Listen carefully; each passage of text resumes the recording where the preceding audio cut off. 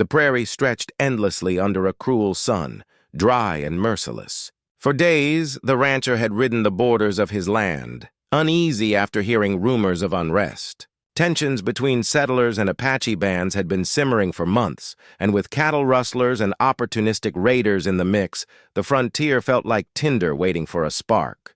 He was no stranger to danger. He had carved his ranch out of the wilderness with his own 2 hands after all, but something in his gut told him this was different. The attack came sudden and brutal. A cry in the distance, the whistle of arrows, the crack of rifles. His horse screamed and bucked beneath him, blood streaking down its flank. He barely had time to draw his pistol before chaos swallowed him. Dust and smoke blurred his vision, and the acrid tang of powder filled his lungs. He fought with a grim determination, as any man protecting his land would. But outnumbered and caught off guard, he was struck down. A blow from behind sent him sprawling into the dirt. His chest burned where a bullet had grazed his ribs, and an arrow embedded itself in the ground mere inches from his face. Grit filled his mouth as he struggled to rise, but his legs refused to obey. Around him the sounds of battle ebbed and flowed, the screams of men, the thunder of hooves, the crack of fire. He tried to crawl toward cover, but his strength was bleeding out as fast as his life. He thought of his ranch then, the herd, the wide fields, the cabin he had built with his late father's axe. It seemed cruel to die here, in the dust like an animal, when so much had been left unfinished. He thought of the life he might have had, of the quiet evenings by the fire he had never known, of children's laughter he would never hear. His body trembled, his vision dimmed, and for a long moment he believed this was the end. The world grew distant. The chaos of battle became muffled, as though he were underwater. Time slowed to a crawl. He could feel the earth beneath him, hot and unyielding, and he wondered if this was how men were meant to return to it, broken, anonymous, forgotten. His hand slipped from the grip of his revolver, and darkness crept in like a tide. Yet fate is a curious thing. Though he did not know it, eyes were watching him even as he hovered on the edge of death. A figure moved silently among the wreckage of the fight, swift as shadow and sure as instinct. The Apache woman had not come as a warrior that day. She had come seeking something else entirely. But when she saw the rancher fall, her heart made a choice before her mind could argue. He felt hands, gentle, unfamiliar, lifting him from the dirt. He did not have the strength to resist, nor the clarity to understand. Through the fog of pain, he caught only fleeting impressions: long black hair, a firm but careful grip, the whisper of words he could not decipher, then nothing more. When he lost consciousness, it was with the faintest sense that he had not been abandoned, that somewhere in the storm of violence someone had chosen to spare him. His last thought before the dark swallowed him was simple, almost childlike: perhaps I will live. And so, though the rancher's body lay broken and his spirit flickered like a candle in the wind, the story did not end in that dust-choked clearing. It was only beginning. When the rancher finally stirred again, the world had changed. The sound of battle was gone, replaced by the quiet chirping of crickets and the rustle of wind through grass. His chest rose with difficulty, each breath burning like fire, but the silence was almost soothing compared to the chaos he remembered. For a moment he thought perhaps he had woken in the afterlife. But then came the smell of herbs, sharp, earthy, and unfamiliar. His eyelids fluttered open, heavy as lead. What he saw confused him: a small fire burning low, casting a golden glow on rough-hewn stone, and beside it a figure crouched over a clay pot.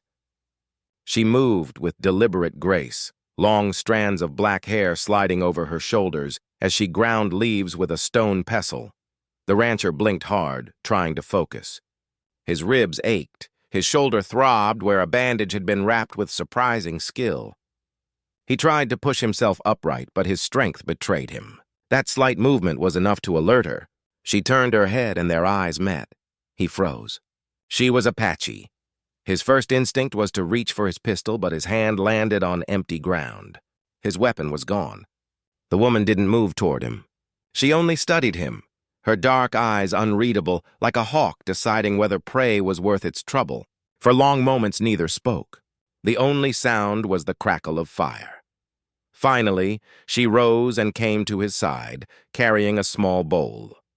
He tensed as she knelt beside him, but her movements were steady, calm, and, unexpectedly, gentle. With one hand, she supported his head. With the other, she lifted the bowl to his lips. The liquid was bitter, but warmth spread through him almost instantly, dulling the sharp edges of his pain. "Why?" he croaked, his voice cracked from thirst. She didn't answer immediately. She set the bowl aside, then spoke in accented but clear English. "Because I could not leave you." Her words stunned him. Leave him? He remembered the raid, the flash of arrows, the shouting. If she was Apache, wasn't she his enemy? Why would she save him? As though sensing his confusion, she continued. "My brother was there. He is gone now. I could not save him. But I could save you." Her voice was steady, but a flicker of grief shadowed her face. He realized then she too had lost someone in the same chaos that had nearly ended his life. That pain, shared though unspoken, created a fragile thread of connection between them. He wanted to protest, to tell her she should have let him die, that a rancher and an Apache woman had no business crossing paths like this. But the words wouldn't come. His body was too weak, his spirit too exhausted to summon anger. Instead, he let her tend him, feeling the strange comfort of her hands as she adjusted his bandages. Over the next few hours, he drifted in and out of sleep. Each time he woke, she was there, sometimes feeding the fire, sometimes mixing herbs, sometimes simply watching him with quiet intensity. She spoke little, and when she did, her words were simple, practical. Drink. Rest. Be still. Yet beneath her brevity, he sensed an iron strength, the kind that came from surviving loss and hardship. For the first time in years, the rancher felt utterly dependent on another. It was a humbling realization, one that both unsettled and strangely comforted him. Here he was, a man used to fighting his own battles, his life now resting in the hands of someone he had been taught to distrust. As night deepened, he surrendered to her care, not because he fully trusted her yet, but because he had no choice. Still, a question echoed in his mind as sleep claimed him again. Why would she risk herself for me? It was a question he would carry long after his wounds healed. The days that followed blurred into a rhythm of uneasy survival. The rancher lay on a woven mat near the small fire, his wounds bound in cloths damp with herbal poultices. Every time he opened his eyes, she was there, collecting water, grinding roots, or tending the flames. He never knew her name, and she never asked for his. Suspicion gnawed at him even as his strength returned in small measures. She was Apache, his supposed enemy, the people settlers spoke of in hushed tones, the people blamed for raids, cattle theft, and bloodshed. And yet here she was, nursing him back from death. It did not fit into the world he thought he knew. On the third day, he forced himself to sit up, ignoring the sharp protest of his ribs. She glanced at him, her expression unreadable, and handed him a bowl of broth. He accepted it, though his pride stung at the thought of being so dependent. "You could have left me there," he muttered, testing her. Her gaze lingered on him, steady and cool. "Yes," she answered simply. "I could have." The bluntness of her tone startled him. He waited for more, but she returned to stirring the fire, as though her answer needed no further explanation. Something inside him bristled. He was a man accustomed to plain speech, but never had he met someone who could make so few words carry such weight. Later that day, when the silence between them grew heavy, he pressed her again. "Why risk yourself for me? If your people knew." She stiffened at the word "your people," though she did not correct him. After a pause, she said softly, "Because I know what it is to watch a life fade away. I would not have that on me again."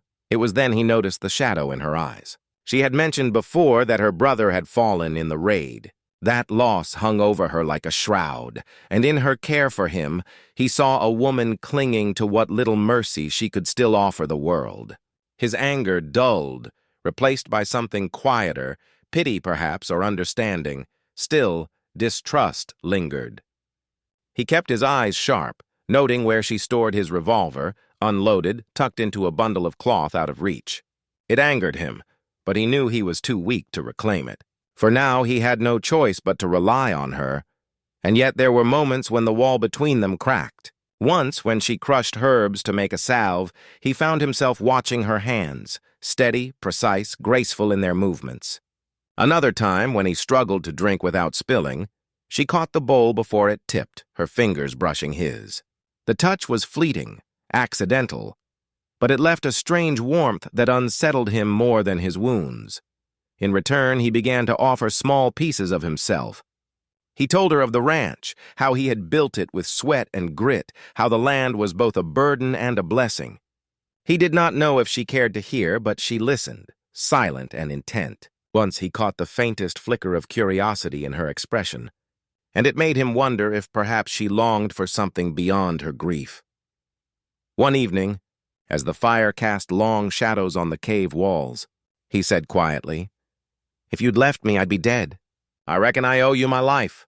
She looked at him then, her face illuminated by the firelight, her features sharp yet softened by an emotion he could not name. "You owe me nothing," she said firmly. "But while you breathe, you must choose what to do with it." It was not a truce spoken aloud, but it was enough. From that moment, their bond was no longer just necessity. It was fragile, yes, woven of silence, grief, and wary respect. But it was a bond nonetheless. The days stretched into weeks, each one marked by the slow mending of the rancher's body. His wounds scabbed over, the fire in his ribs eased, and strength began to creep back into his limbs. Yet though his body healed, his mind remained restless. He was a man used to work, to long hours in the saddle and calluses on his hands, not lying idle while another tended to him. Still, he had no choice. The Apache woman had bound him to this place, not with rope, but with her quiet persistence. They lived in an unspoken rhythm. At dawn, she slipped away to fetch water or forage for roots, returning with her arms full of herbs or berries. By day, she cleaned and dressed his wounds, or pressed him to drink bitter teas that dulled his pain and cleared the fever from his brow. At dusk, she tended the fire, cooking meals of beans, wild greens, and whatever she managed to hunt or snare. He, in turn, watched. At first, his eyes followed her out of suspicion, measuring her movements with the caution of a man uncertain of his captor. But soon he found himself watching for another reason entirely. There was something calming about her presence. She moved like the land itself, steady, deliberate, unhurried. She spoke little, and when she did, her words were direct, stripped of embellishment. At first, he thought her silence cold, but over time, he began to understand that it was her way of keeping peace with herself and with him. In the quiet, he began to learn things he had never thought to notice before, the way her hair caught the firelight, how her hands were scarred from years of work, how her dark eyes softened when she thought he wasn't looking. These were not things a man should dwell on, he told himself, not about a woman who belonged to another world. Yet the silence gave him no choice but to notice. At times, he tried to bridge the distance with words. He told her about the land he had wrestled into a ranch, about the stubborn mule that refused to be broken, about the corral fence that had collapsed during a storm. He spoke not because he thought she cared, but because silence made his own thoughts too loud. To his surprise, she listened. She never laughed, never mocked, only met his gaze with steady attention. On rare occasions, she offered pieces of herself in return, a story about the river where she used to play with her brother, a memory of her mother teaching her which roots healed fever and which brought sickness. Her voice was always calm, but when she spoke of family, her words carried an ache that mirrored the hollowness in his own chest. It was in these moments of fragile exchange that something unexpected began to grow. Not trust, not yet, but an understanding, a sense that though they came from different worlds, both bore the weight of loss, of survival, of fighting against loneliness. At night, when the fire crackled low and she sat wrapped in a blanket across from him, he would steal glances at her. She seemed untouchable then, a figure carved from shadow and flame. Yet there was humanity in her stillness, and for the first time since his wife's passing years ago, he felt the stirrings of companionship. Still, the silence was not always gentle. It could also press heavy, reminding him of the gulf between them. He longed to ask her what she wanted from him, why she had not left him to die, what her future held now that she had tied herself, even briefly, to his. But the words stayed locked in his throat. Perhaps he feared her answer. And so they healed together, not just his body, but some broken part of her spirit as well. Through silence they built a fragile bridge. Neither would admit it, but the stillness that once felt like a prison had become their shared refuge. By the time the rancher could stand without wobbling like a newborn colt, the air around their hidden shelter had grown heavy with tension. He sensed it in her movements, sharper, quicker, more alert. She listened to the wind as if it carried whispers he could not hear. She vanished for longer stretches, returning with fewer words and eyes that darted toward the horizon as though expecting it to erupt in flame. He didn't need her to say it. Danger was drawing near. One evening, as they sat by the fire, he finally asked, "What is it you're not telling me?" For a moment, she didn't answer. Her fingers were busy grinding herbs, but her jaw was tight, and her gaze fixed on the pestle as though the act of crushing leaves could hold the truth at bay. At last she said, "They know." He frowned. "Who knows?" "My people," she replied, her voice low. "And yours." The meaning struck him like a hammer blow. He should have expected it. News traveled fast on the frontier. A rancher wounded in a raid, vanishing without a trace, tended to by an Apache woman. Such whispers spread like wildfire, igniting suspicion and anger in equal measure. Both communities would see betrayal where there was only survival. "If they find us," he said carefully, "what happens?" Her silence was answer enough. The days that followed were marked by unease. He noticed her taking new precautions, moving their campfire deeper into the cave, covering tracks with care, storing supplies in separate caches. She urged him to regain his strength quickly, sometimes pressing him to walk farther than his body wanted. At first he resented her urgency, but as realization settled, he understood she was preparing him for flight. One night, as coyotes howled in the distance, he caught her staring into the flames, her face shadowed by doubt. He knew then she was weighing her choices: return to her people and prove her loyalty, or stay with him and risk being branded traitor. "You don't owe me this," he said quietly. "You saved my life. That's more than I deserved. You've done enough." Her head turned sharply, dark eyes locking onto his. "I did not do it for you," she said, her voice cutting but trembling at the edges. "I did it because I could not bear to leave another body to rot in the dirt. Do not think I am your savior." Her words should have stung, but he heard the pain beneath them, the grief of a woman who had already lost too much. He leaned back, sighing. "Then we're both fools, because I reckon I can't just walk away from you either." The admission hung between them, fragile and dangerous as glass. In the following days, the danger grew more tangible. Tracks appeared near the creek where she fetched water, fresh boot prints, not her own. Smoke rose in the distance where none should have been. Once, as they foraged, they spotted riders on the far ridge, their outlines stark against the setting sun. The rancher's pulse quickened. His wounds were not fully healed, and his revolver had only a handful of bullets. If trouble came, they had little chance. Yet when he looked at her, standing tall and fierce against the uncertainty, he felt a steadiness settle in his chest. For the first time, he realized their bond was no longer one of mere necessity. It was defiance. By saving him, she had tethered her fate to his, whether either of them wished it or not. And in that bond lay both danger and something neither of them dared name. The shadow of danger was closing in, but strangely, he no longer felt alone in facing it. The rancher had imagined many times what it would feel like to return to his land after nearly dying. Perhaps a rush of relief. Perhaps pride at standing once more on soil he had fought to claim. But when he and the Apache woman finally crested the ridge that overlooked his homestead, the feeling was nothing like he expected. Smoke curled from the chimney of his cabin. But it was not the clean white smoke of a hearth fire. It was black, oily, and angry.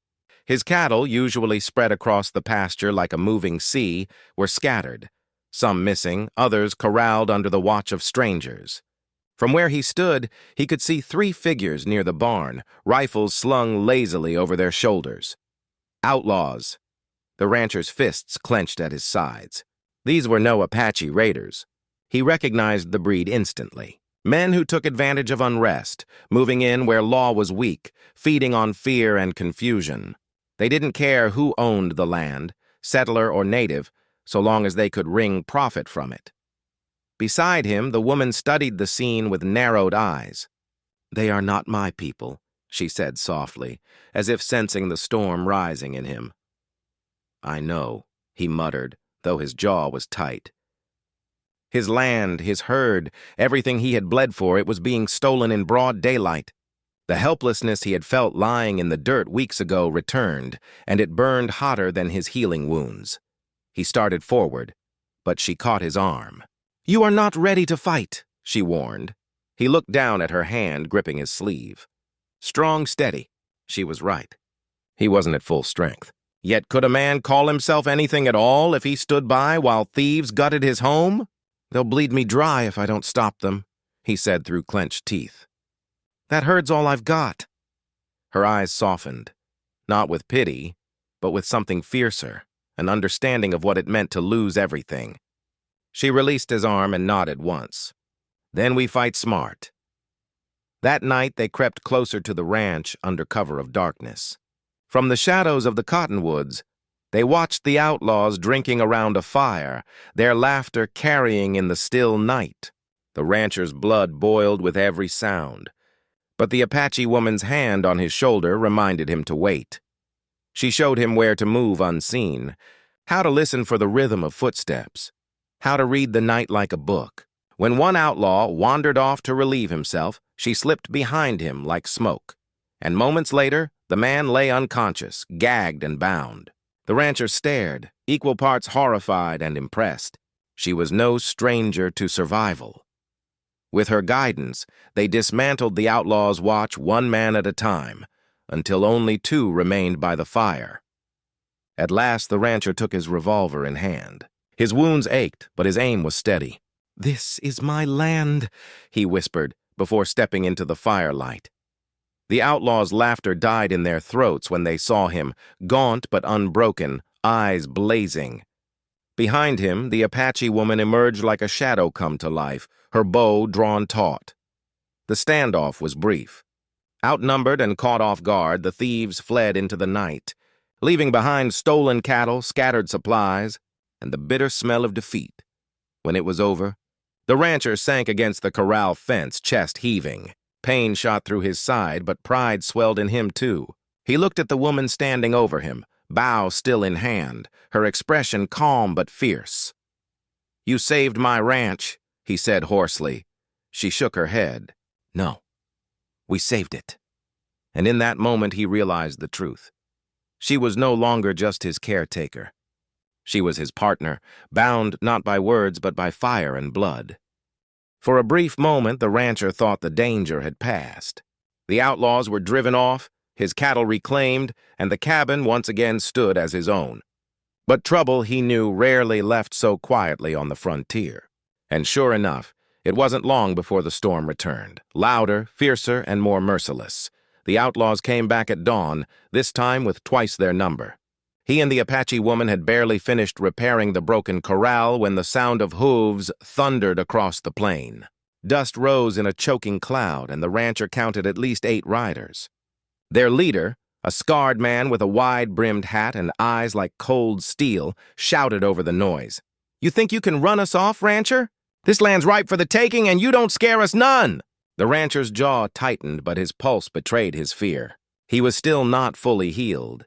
His shoulder ached with every breath, and he had only 6 bullets left in his revolver. By himself, he would not stand a chance. Yet he wasn't alone. The Apache woman stood at his side, bow in hand, her dark eyes blazing. She did not flinch, even when one outlaw fired a warning shot that splintered the cabin wall inches from her head. Her presence was like a pillar of strength, holding him upright when his body wanted to crumble. The fight erupted suddenly, a hail of gunfire and shouts. The rancher returned fire, dropping one rider with a well-aimed shot. The woman loosed arrows swift as lightning, each finding its mark with deadly precision. But they were outnumbered, and the outlaws pressed harder, circling, firing, burning with greed and vengeance. One outlaw set fire to the barn, flames licking skyward as cattle bellowed in panic. The rancher's heart sank. His herd, the life he had built, was going up in smoke. He charged forward despite his wounds, trying to drive the men back, but a bullet grazed his thigh, sending him sprawling into the dirt. Pain blinded him, and for a terrible moment, he thought it was the end. The outlaws closed in, their laughter cruel, their rifles aimed to finish him. But then she was there. The Apache woman moved like a storm unleashed, her bow cast aside for a knife that flashed in the firelight. She struck with the fury of someone who had lost too much already, cutting down one man before he could pull the trigger, disarming another with a swift kick. Her cries rang fierce and sharp, echoing across the flames. Through blurred vision, the rancher saw her standing between him and the attackers, her body a shield, her spirit unyielding.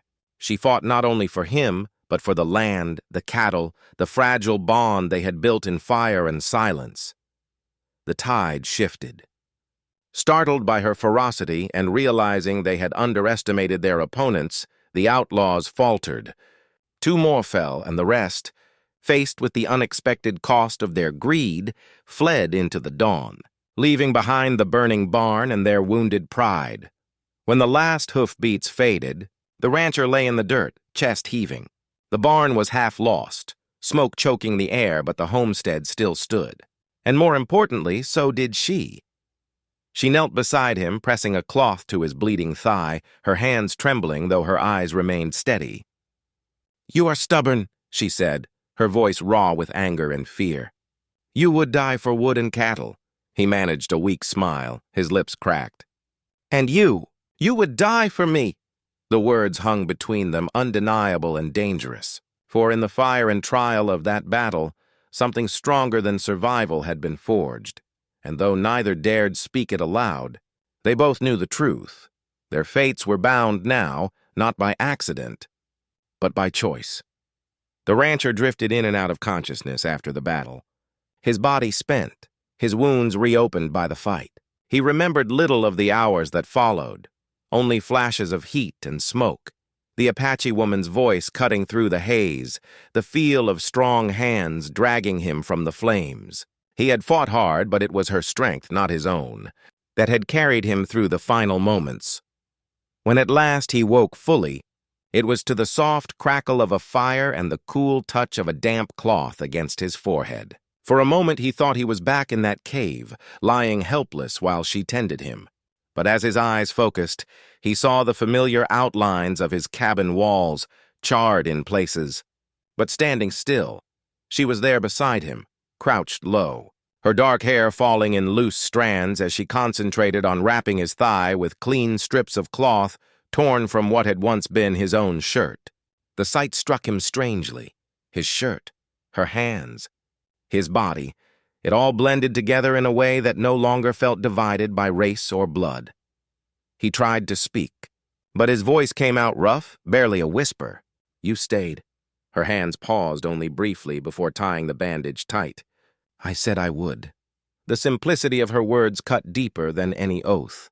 She could have left him there after the battle, left him to bleed into the dirt while she vanished back into the safety of her people.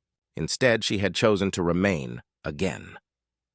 As the fog in his mind cleared, he studied her face more closely. Firelight softened the sharp angles, casting warmth over her features.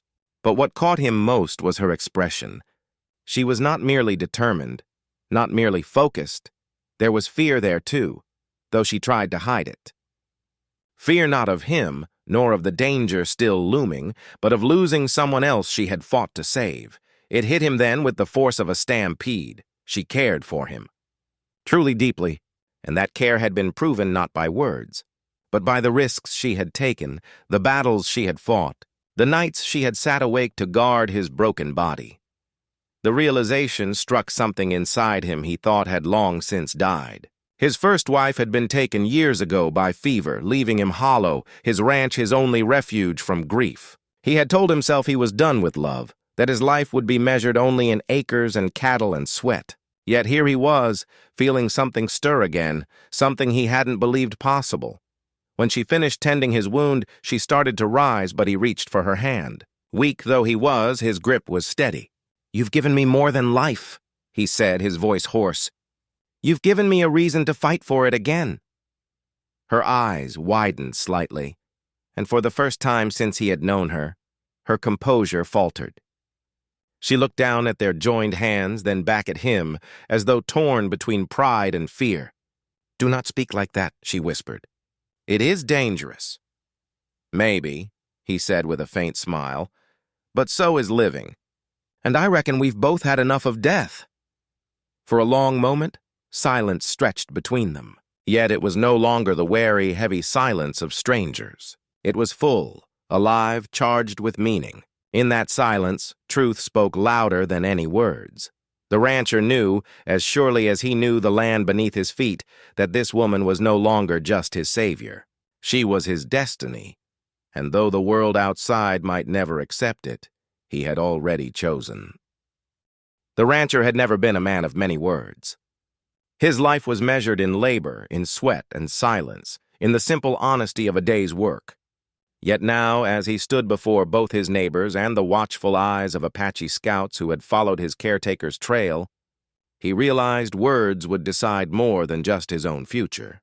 They would decide hers as well. Word had spread quickly after the battle with the outlaws. Settlers came riding to see the smoke still curling from his ruined barn. They found him standing, weak but unbroken, with the Apache woman beside him. Some muttered thanks for his bravery in holding off the thieves, but their eyes lingered on her with suspicion, even hatred. "Why's she here?"